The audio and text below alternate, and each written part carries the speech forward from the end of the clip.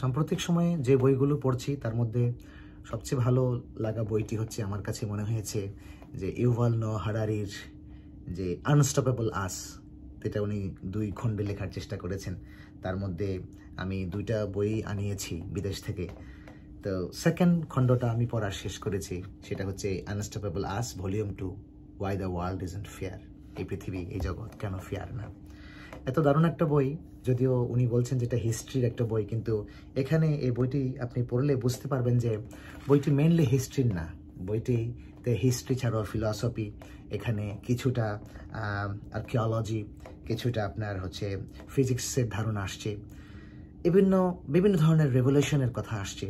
অর্থাৎ সব মিলিয়ে যারা এই পৃথিবীর শুরু থেকে এখন পর্যন্ত কিভাবে মানুষেরা এই পৃথিবীকে দখল করে এসছে, এই পৃথিবীকে শাসন করে এসছে, বিভিন্ন কনসেপ্ট কোত্থেকে এসছে, গার্ডের কনসেপ্ট, এগ্রিকালচারাল কনসেপ্ট, তারপরে হচ্ছে রাষ্ট্রের কনসেপ্ট, ক্ষমতার কনসেপ্ট, ক্ষমতা ধরে রাখার কনসেপ্ট, এবং এই যে আমাদের চারপাশে আমরা যত বেশি আনফেয়ারনেস দেখি, অবিচার, অন্যায়, অত্যাচার এগুলো দেখি, এগুলোর প্রত্যেকটার একটা যে হিস্ট্রিক্যাল ব্যাকগ্রাউন্ড আছে, এটা ইউভাল নোয়া হারারি, আমি জানি না, অসম্ভব সুন্দরভাবে এই দ্য ওয়ার্ল্ড ইজন্ট ফেয়ার, এই আনস্টপেবল আস সেকেন্ড ভলিউমে উনি তুলে ধরার চেষ্টা করেছেন, এবং আমি মনে করি যে উনি মোটামুটি সফল হয়েছেন।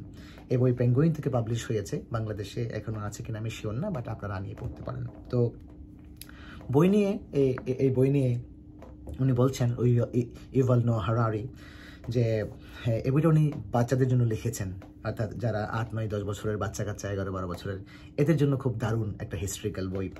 আমিও তার সাথে একমত যে বাচ্চাদের মনের মধ্যে কোনো প্রকারের কোনো কুসংস্কার বা কোনো কি বলে মিথ্যা হিস্ট্রি ঢোকার আগেই যদি এই বইটা পড়তে দেওয়া হয়, তাহলে তারা একটা রিয়েল হিস্ট্রি জানার চেষ্টা করতে পারবে। একটা পর্যায়ে উনি লিখছেন এই বইয়ের 125 নম্বর পাতার মধ্যে খুব সুন্দর করে যে, if you really want to know the truth, don't believe everything you read in a text or see in a picture. They gotten to get an honest opinion, it's always best to ask the skeletons. They rarely die. যদি তুমি সত্যি সত্যি সত্য জানতে চাও, তাহলে যা কিছু পড়ো এবং 2 চোখে দেখো সব বিশ্বাস করিও না। এবং যদি তুমি সত্যিকারের সৎ একটা অপিনিয়ন চাও, তাহলে স্কেলিটনকে জিজ্ঞাসা করো, কঙ্কালকে জিজ্ঞেস করো। কঙ্কাল বলতে উনি বোঝাচ্ছেন মাটির নিচে এই যেসব কঙ্কাল হাজার হাজার লাখ লাখ বছর ধরে পড়ে আছে। উনি বলছেন কঙ্কাল কখনো মিথ্যে বলে না। তো এই যে বইটা উনি লিখেছেন না, আমার কাছে মনে হলো যে উনি যেন কঙ্কালের হিস্ট্রি লিখেছেন, একদম ধরে ধরে নিয়ে এসে।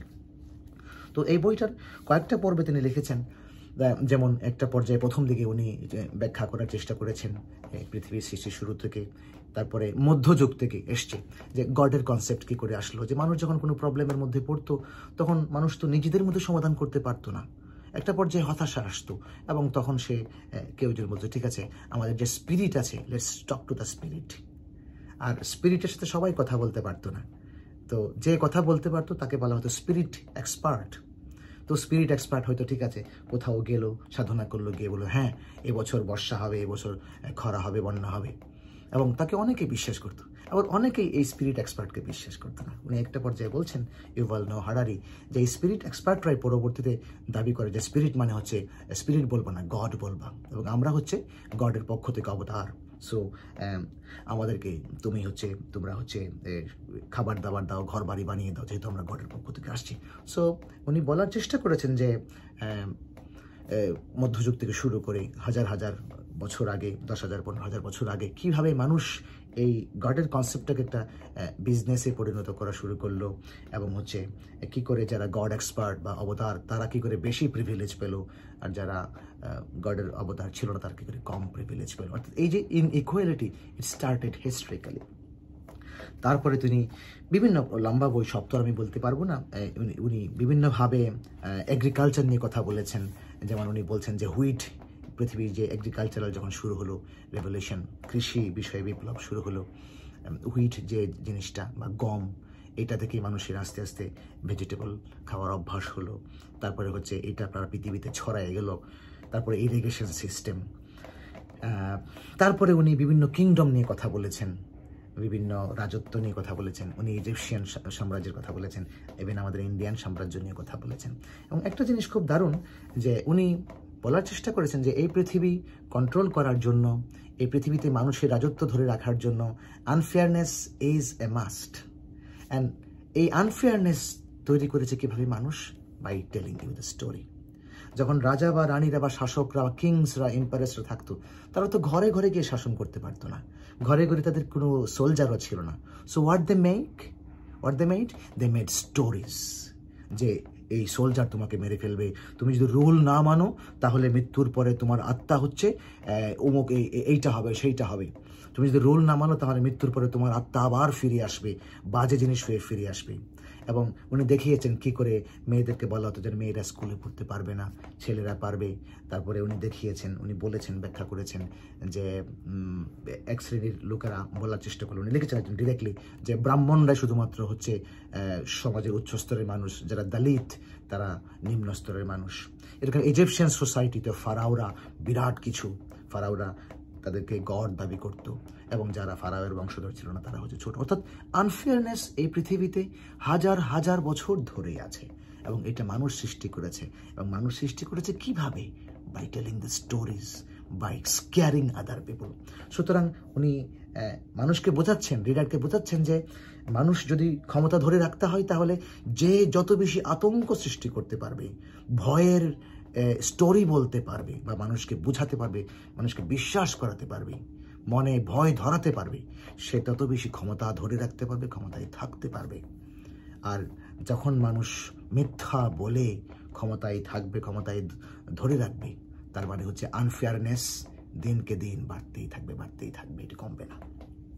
তো যেটা আমার কাছে মনে হলো পুরো বই পড়ে, যে সৃষ্টির আদি থেকেই এই পৃথিবী আনফেয়ার, এই পৃথিবী কোনো কালেই ফেয়ার ছিল না, এবং মানুষ এই পৃথিবীকে আনফেয়ার বানিয়েছে। এটি আল্লাহ সৃষ্টিকর্তা বা ভগবান নয়, যার যার ধর্ম মতে যিনি এই পৃথিবীকে মানে আনফেয়ার বানিয়ে। It's not that. উনি এই কথা বলার চেষ্টা করেন না, উনি বলার চেষ্টা করেছেন যে মানুষ এই পৃথিবী টুক ওভার করেছে, মানুষ এই পৃথিবীতে নিজের স্বার্থের জন্য আনফেয়ারনেস তৈরি করেছে। এবং আমার কাছে মনে হলো কেন জানি যে এই পৃথিবীর কারেন্ট কাঠামো ধরে রাখার জন্য আনফেয়ারনেস ইজ পারহ্যাপস নেসেসারি, যেটা আমার কাছে মনে হলো। যাই হোক, এটা হচ্ছে বই, আমি সপ্তর পুরা মানে এটা প্রায় 188 বা 90 পাতার বই, পুরোটা বলতে পারবো না, আমি 2-1 লাইন বলার চেষ্টা করলাম। তো আমি মনে করি যে যারা বাচ্চাদেরকে মানে একটা সুন্দর হিস্ট্রি, মানে ওয়ার্ল্ডের হিস্ট্রি জানানোর চেষ্টা করেন, তারা বইটা কিনে এনে পড়াতে পারেন, it's a must read. But বাচ্চাদের বই বলা হলো, আমার কাছে ক্রিটিসিজম হিসেবে মনে হলো, সমালোচনা হিসেবে, যে বইয়ের যে ড্রয়িংসগুলো যদি আরেকটু লাইভ হতো, বা আরেকটু যদি কি বলবো যে স্কেচি হতো, বা আরেকটু বেশি ছবি দেওয়া হতো, তাহলে বাচ্চাদের জন্য আরও লুক্রেটিভ হতো, বাচ্চারা আরও একটু ভালো করে বই পড়তে মানে ভালোবাসতো। আর কারণ সব বাচ্চা তো হচ্ছে আপনার এরকম রিডিং পড়তে ভালোবাসে না, সেক্ষেত্রে ছবিগুলো আর একটু বেশি দিলে হয়তো বা উনি ভালো করতেন। ছবির পরিমাণ কম হয়ে গেছে, আর রেফারেন্স তো যেহেতু উনি দেন নাই, বাট যেটা আছে উনি রেফারেন্স বেস বই লেখেন। আর সর্বোপরি আমি বলবো যে হিস্ট্রির বই হিসেবে এটি সেপিয়েন্স, যিনি এরকম লেখে সারা পৃথিবী আলোড়ন সৃষ্টি করে দিয়েছিলেন, ইউভাল নোয়া হারারি, তাকে নিয়ে তোর বলার কথা নয়, মানে অপেক্ষা রাখে না। এটিও একটি মানে খুব ভালো বই হতে পারে। ফার্স্ট খণ্ডটিও আমি পড়েছি, মানে পড়া শুরু করেছি, শেষ করব, তখন আমি জানাবো যে ওটার ফার্স্ট খণ্ডটি কেমন লেগেছে। তো ভালো থাকুন সবাই, আল্লাহ সবার মঙ্গল করুক। আসসালামু আলাইকুম।